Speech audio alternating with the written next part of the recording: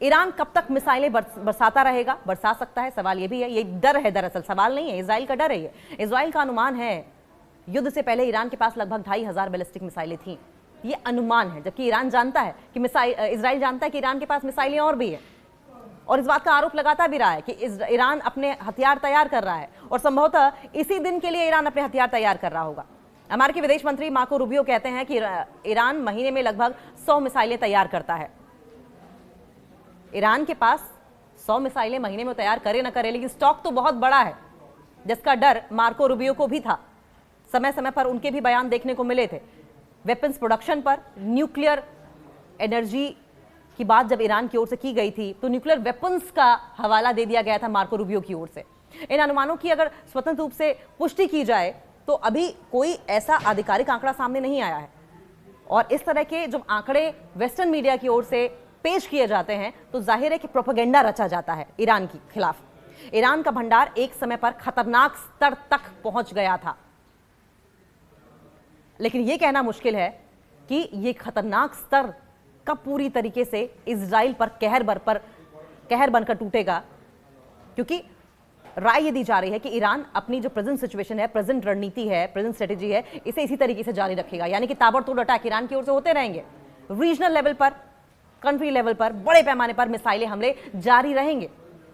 ईरानी जानते हैं कि उनकी कई मिसाइलों को रक्षा प्रणाली रोक सकती है, लेकिन ताबड़तोड़ जब एक साथ कई मिसाइलें बरसाई जाएंगी तो रक्षा प्रणाली भी क्या कर लेगी, डिफेंस सिस्टम भी क्या कर लेंगे। और इसी स्ट्रेटेजी पर ईरान काम कर रहा है कि इकट्ठे मिसाइलें मार दो, इकट्ठे ड्रोन से अटैक कर दो। कितना डिफेंस सिस्टम रोकेगा? बड़ी संख्या में फायरिंग करके प्रतिद्वंदियों को, दुश्मनों को, इंटरसेप्टर मिसाइलों के भंडार को कम करना चाहते हैं इजरायली, लेकिन कितना कम करेंगे आप? कितने अटैक्स को आपके डिफेंस सिस्टम रोक पाएंगे? अमेरिकी राष्ट्रपति डोनाल्ड ट्रंप का दावा है कि अमेरिका के पास असीमित हथियार हैं, जबकि ईरान का रक्षा मंत्रालय कहता है कि उतने लंबे वक्त तक लड़ने की क्षमता रखता है जिसकी अमेरिका ने योजना नहीं बनाई है। यानी कि ईरान पहले भी कहता रहा था, अभी भी कहता रहा है, और अमेरिका का जब ये बयान सामने आया है तब भी ईरानी रक्षा मंत्री की ओर से ये क्लियर कट कह दिया गया है कि भले ही अनलिमिटेड स्टॉक हो अमेरिका के पास वेपन्स का, लेकिन ईरान के पास भी स्ट्रेटेजी और वेपन्स इतने हैं कि अमेरिका ने सोचा भी नहीं होगा। अमेरिकी इजरायली अटैक्स की अगर बात करें, दूसरी तरफ अमेरिका और इजराइल ईरान पर हमलों के लिए मुख्य रूप से एयर स्ट्राइक कर रहा है, एयरफोर्स का इस्तेमाल कर रहा है। इसके अलावा अमेरिका जमीन और समुद्र से भी मिसाइलें दाग रहा है। सेंटकॉम के मुताबिक युद्ध के पहले 4 दिनों में अमेरिका ने 2000 हमले किए, जिसमें 2000 से अधिक गोले इस्तेमाल किए गए। ईरान हाथ पर हाथ धरे नहीं बैठा रहा, ईरान ने बदले में उससे कहीं ज्यादा मिसाइलें दागी, उससे कहीं ज्यादा गोले दागे। इजराइल ने 4 मार्च तक 600 हवाई हमले किए। इस दौरान इजरायली वायुसेना ने कुल 5000 बम गिराए, ऐसा इजराइल कह रहा है। ईरानी रेड क्रिसेंट हिलाल अहमर के मुताबिक इन हमलों में 1045 नागरिक मारे गए, 175 बच्चे और स्कूल कर्मचारी शामिल हैं। ये मासूम लोग जिनकी कोई गलती नहीं थी, सिर्फ इजराइल और अमेरिका की जिद की वजह से मारे गए। ये सभी युद्ध के पहले दिन मिनाब के एक प्राइमरी स्कूल पर मिसाइल हमले में मारे गए थे।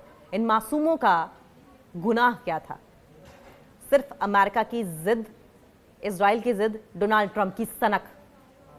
हालांकि अभी तक यह साफ नहीं है कि युद्ध में, इन अटैक्स में कितने अमेरिकन मारे गए हैं, कितने इजरायली नागरिक मारे गए हैं, इजरायली आर्मी के लोग मारे गए हैं। ये क्यों बताएगा अमेरिका? पूरी दुनिया में थू थू जो होने लगेगी।